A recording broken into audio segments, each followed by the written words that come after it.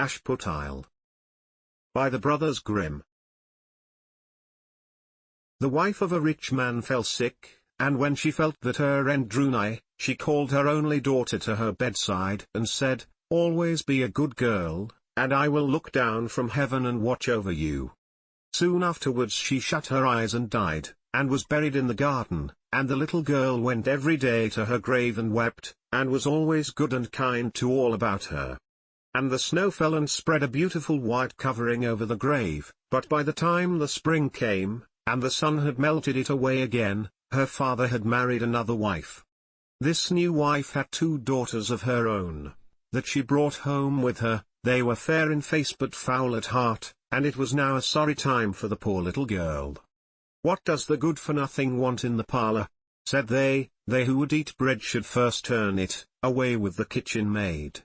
Then they took away her fine clothes, and gave her an old grey frock to put on, and laughed at her, and turned her into the kitchen. There she was forced to do hard work, to rise early before daylight, to bring the water, to make the fire, to cook and to wash. Besides that, the sisters plagued her in all sorts of ways, and laughed at her. In the evening when she was tired, she had no bed to lie down on, but was made to lie by the hearth among the ashes, and as this, of course, made her always dusty and dirty, they called her Ashputtel. It happened once that the father was going to the fair, and asked his wife's daughters what he should bring them. "Fine clothes," said the first. "Pearls and diamonds," cried the second. "Now, child," said he to his own daughter, "what will you have?" "The first twig, dear father, that brushes against your hat when you turn your face to come homewards," said she. Then he bought for the first 2 the fine clothes and pearls and diamonds they had asked for, and on his way home, as he rode through a green copse, a hazel twig brushed against him, and almost pushed off his hat, so he broke it off and brought it away, and when he got home he gave it to his daughter. Then she took it, and went to her mother's grave and planted it there, and cried so much that it was watered with her tears, and there it grew and became a fine tree. 3 times every day she went to it and cried, and soon a little bird came and built its nest upon the tree, and talked with her, and watched over her, and brought her whatever she wished for. Now it happened that the king of that land held a feast, which was to last 3 days, and out of those who came to it his son was to choose a bride for himself. Ashputtel's 2 sisters were asked to come, so they called her up, and said, "Now, comb our hair, brush our shoes, and tie our sashes for us, for we are going to dance at the king's feast." Then she did as she was told, but when all was done she could not help crying, for she thought to herself, she should so have liked to have gone with them to the ball, and at last she begged her mother very hard to let her go. "You, Ashputtel," said she, "you who have nothing to wear, no clothes at all, and who cannot even dance, you want to go to the ball." And when she kept on begging, she said at last, to get rid of her, "I will throw this dishful of peas into the ash heap, and if in 2 hours' time you have picked them all out, you shall go to the feast too." Then she threw the peas down among the ashes, but the little maiden ran out at the back door into the garden, and cried out, "Hither, hither, through the sky, turtle doves and linnets, fly, blackbird, thrush, and chaffinch gay, hither, hither, haste away. One and all come help me, quick, haste ye, pick, pick, pick." Then first came 2 white doves, flying in at the kitchen window, next came 2 turtle doves, and after them came all the little birds under heaven, chirping and fluttering in, and they flew down into the ashes. And the little doves stooped their heads down and set to work, pick, pick, pick, and then the others began to pick, pick, pick, and among them all they soon picked out all the good grain, and put it into a dish but left the ashes. Long before the end of the hour the work was quite done, and all flew out again at the windows. Then Ashputtel brought the dish to her mother, overjoyed at the thought that now she should go to the ball. But the mother said, "No, no. You slut, you have no clothes, and cannot dance, you shall not go." And when Ashputtel begged very hard to go, she said, "If you can in 1 hour's time pick 2 of those dishes of peas out of the ashes, you shall go too." And thus she thought she should at least get rid of her. So she shook 2 dishes of peas into the ashes.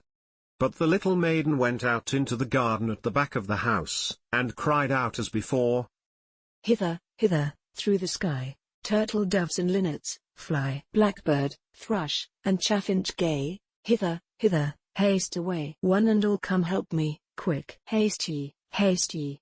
Pick, pick, pick. Then first came 2 white doves in at the kitchen window, next came 2 turtle doves, and after them came all the little birds under heaven, chirping and hopping about. And they flew down into the ashes, and the little doves put their heads down and set to work, pick, pick, pick, and then the others began pick, pick, pick, and they put all the good grain into the dishes, and left all the ashes. Before half an hour's time all was done, and out they flew again. And then Ashputtel took the dishes to her mother, rejoicing to think that she should now go to the ball.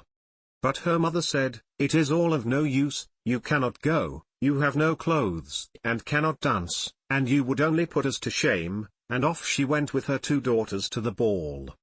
Now when all were gone, and nobody left at home, Ashputtel went sorrowfully and sat down under the hazel tree, and cried out, Shake, shake, hazel tree, gold and silver over me. Then her friend the bird flew out of the tree, and brought a gold and silver dress for her, and slippers of spangled silk, and she put them on, and followed her sisters to the feast. But they did not know her, and thought it must be some strange princess, she looked so fine and beautiful in her rich clothes, and they never once thought of Ashputtel, taking it for granted that she was safe at home in the dirt. The king's son soon came up to her, and took her by the hand and danced with her, and no one else, and he never left her hand, but when anyone else came to ask her to dance, he said, This lady is dancing with me. Thus they danced till a late hour of the night, and then she wanted to go home, and the king's son said, I shall go and take care of you to your home, for he wanted to see where the beautiful maiden lived. But she slipped away from him, unawares, and ran off towards home, and as the prince followed her, she jumped up into the pigeon house and shut the door. Then he waited till her father came home, and told him that the unknown maiden, who had been at the feast, had hid herself in the pigeon house. But when they had broken open the door they found no one within, and as they came back into the house, Ashputtel was lying, as she always did, in her dirty frock by the ashes, and her dim little lamp was burning in the chimney. For she had run as quickly as she could through the pigeon house and onto the hazel tree, and had there taken off her beautiful clothes, and put them beneath the tree, that the bird might carry them away, and had lain down again amid the ashes in her little grey frock. The next day when the feast was again held, and her father, mother, and sisters were gone, Ashputtel went to the hazel tree, and said, Shake, shake, hazel tree, gold and silver over me. And the bird came and brought a still finer dress than the one she had worn the day before. And when she came in it to the ball, everyone wondered at her beauty, but the king's son, who was waiting for her, took her by the hand, and danced with her, and when anyone asked her to dance, he said as before, This lady is dancing with me. When night came she wanted to go home, and the king's son followed her as before, that he might see into what house she went, but she sprang away from him all at once into the garden behind her father's house. In this garden stood a fine large pear tree full of ripe fruit, and Ashputtel, not knowing where to hide herself, jumped up into it without being seen. Then the king's son lost sight of her, and could not find out where she was gone, but waited till her father came home, and said to him, The unknown lady who danced with me has slipped away, and I think she must have sprung into the pear tree. The father thought to himself, Can it be Ashputtel? So he had an axe brought, and they cut down the tree, but found no one upon it. And when they came back into the kitchen, there lay Ashputtel among the ashes, for she had slipped down on the other side of the tree, and carried her beautiful clothes back to the bird at the hazel tree, and then put on her little grey frock. The third day, when her father and mother and sisters were gone, she went again into the garden, and said, Shake, shake, hazel tree, gold and silver over me. Then her kind friend the bird brought a dress still finer than the former one, and slippers which were all of gold, so that when she came to the feast no one knew what to say, for wonder at her beauty, and the king's son danced with nobody but her, and when anyone else asked her to dance, he said, "This lady is my partner, sir." When night came she wanted to go home, and the king's son would go with her, and said to himself, "I will not lose her this time," but, however, she again slipped away from him, though in such a hurry that she dropped her left golden slipper upon the stairs. The prince took the shoe, and went the next day to the king his father, and said, "I will take for my wife the lady that this golden slipper fits."